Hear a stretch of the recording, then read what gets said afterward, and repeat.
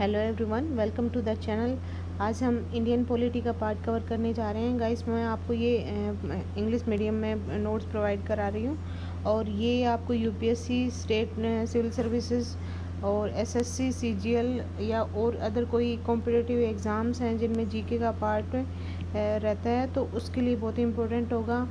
और इसे objective, almost objective type से मैं आपको प्रोवाइड कर रही हूँ, बहुत ही सिंपल तरीके से, जहाँ पे टेबल चार्ट का भी यूज़ कर रही हूँ। तो आज हम देखते हैं क्या कर रहे हैं इसमें। आज के जो लेक्चर में हम मेजॉरिटी पार्लियामेंट जो यूज़ होती हैं वो हम करने जा रहे हैं। कौन कौन सी मेजॉरिटी यूज़ की जाती है, जैसे सिंपल, स्पेशल और एब्सोल्यूट या इफ़ेक्टिव मेजॉरिटी है वो। तो चलते हैं। जैसे फर्स्ट है जैसे सिंपल मेजॉरिटी।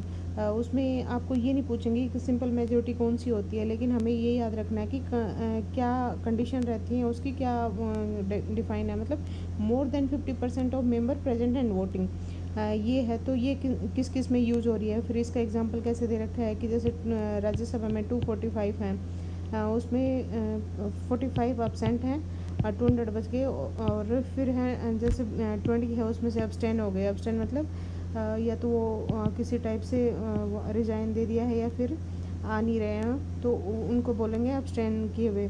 तो टोटल कितना हो गया 180 बाई 2। ये सिंपल मोर देन 50% है, +1 करके ये 50% रहता है। तो इसमें मेन चीज़ ये है कि ये किस में यूज़ हो रही है, सिंपल मेजॉरिटी किस किस में यूज हो रही है। तो इसी को वर्किंग मेजॉरिटी बोल रहे हैं, क्योंकि जो एटलीस्ट प्रेजेंट हैं और वर्किंग कंडीशन में हैं उन्हीं की वोटिंग ली जाती है इसके अंदर है। तो इसमें किस में यूज़ होता है, ऑर्डनरी बिल में यूज़ किया जाता है, मनी फाइनेंशियल बिल में, नो कॉन्फिडेंस, कॉन्फिडेंस मोशन में, सेंसर मोशन में, vote of thanks to president. तो इन सब में ये सिंपल मेजॉरिटी यूज़ की जाती है। इसका एक सिंपल सा फंडा दिया हुआ है कि जहाँ पे भी कॉन्स्टिट्यूशन है साइलेंट है, ज़्यादा हल्ला गुल्ला नहीं हो रहा है कि जैसे कोई अमेंडमेंट नहीं लेके आ रहे हैं या फिर जैसे कोई इम्पीचमेंट नहीं कर रहे हैं, तो वहाँ पे क्या यूज़ होगी, वहाँ पे सिंपल मेजॉरिटी यूज़ होगी। फिर है अब्सोल्यूट मेजॉरिटी। इसकी क्या डेफिनेशन है, more than 50% of the total strength of the house. मतलब प्रेजेंट का कोई मतलब नहीं है। अगर 245 है तो डिवाइडेड बाई 2 + 1, ये मोर देन 50% है। तो ये ध्यान रखना है इसमें जैसे एग्जांपल 10 ना सॉरी, तो इसको क्या बोलेंगे, होल हाउस की मेजॉरिटी बोला जाता है एब्सोल्यूट मेजॉरिटी को। तो ये एक अकेली कंडीशन में नहीं आती कि स्पेशल मेजॉरिटी के साथ में आप आएगी, उसको मैं आपको दिखाऊंगी, बाद में बताती हूँ। इसी टाइप से effective majority, more than 50% of effective strength of the house. Effective strength क्या बोली जाएगी, total strength of the house minus vacancies of the house. जैसे राज्यसभा का 245 है, तो उसमें 10 है, उन्होंने रिज़ाइन कर दिया और 10 डाइड हो गए या वैकेंसी है वहाँ पे, तो जो भी वैकेंसी रहेगी टोटल वो माइनस हो जाएगी। फिर है जैसे 225 आ गए और डिवाइडेड बाई 2 + 1, ये इसकी वो रहती है टोटल इसकी। ये किस में यूज होगी, removal of vice president in Rajya Sabha. Removal, इसका यूज़ कहाँ कहाँ पे हो रहा है, जैसे removal of vice president in Rajya Sabha, removal of presiding officer of legislature mean speaker और deputy speaker of Lok Sabha and Rajya Sabha. फिर है स्पेशल मेजॉरिटी। स्पेशल मेजॉरिटी में दो कंडीशन है, जैसे ए है note less than 2/3 of the member present and voting.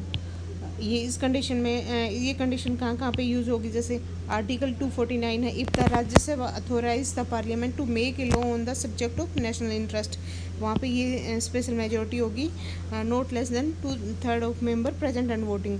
फिर article 312 है, वहाँ पे क्रिएशन और abolition of new India services with the authorisation of Rajya Sabha which does is through 2/3 majority. ये भी अबोलिशन और क्रिएशन करना है न्यू इंडिया सर्विसेज का, ऑल इंडिया सर्विसेज का, तो वहाँ पे ये 312 आर्टिकल के अंडर स्पेशल मेजॉरिटी यूज़ होती है। फिर सेकंड कंडीशन क्या है, जैसे स्पेशल मेजॉरिटी है, ये भी सेकंड है, उसमें note less than 2/3 of the member present and voting. Second है एब्सोल्यूट मेजॉरिटी। तो ये मैंने बताया था एब्सोल्यूट मेजॉरिटी मतलब सिंगल उसमें ये नहीं यूज़ होती है। तो इसका क्या यूज है, जैसे इसमें जैसे ये कंडीशन में क्या है कि एक तो 2/3 मेंबर हैं वो प्रेजेंट एंड वोटिंग होना चाहिए, लेकिन जो भी प्रेजेंट एंड वोटिंग है वो एटलीस्ट 50% उसका ज़रूरी है। तो इसका यूज़ कहाँ पे होगा? For the passage of resolution for the removal of the judgement जजेस of the supreme court and high court, chief election commissioner and the CAG, amendment of the constitution, ये बहुत ही इंपॉर्टेंट है ये वाली। इसमें एक तो इसमें amendment of the constitution in the state assembly, the passage of resolution requesting the parliament to create और अबोलिश ए लेजिस्लेटिव काउंसिल।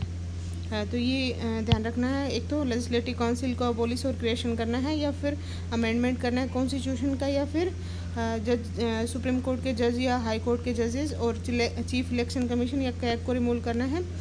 तो उसमें ये यूज होती है। आर्टिकल 61 है, वो टफेस्ट मेजोरिटी बोली जाती है ये,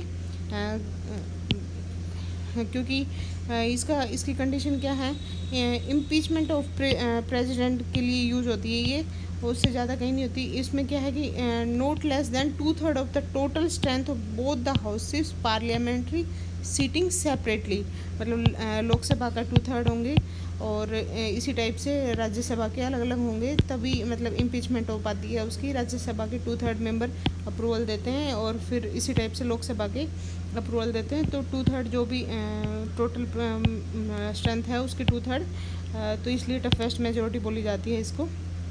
तो आज के लिए गाइस इतना ही, मिलते हैं नेक्स्ट में। ये सिंपल मैंने आपको मेजोरिटी के बारे में बताया है, इसमें कहाँ कहाँ यूज़ हो रही है, ये बहुत क्वेश्चन में आ जाता है, तो इसको एक बार आप देख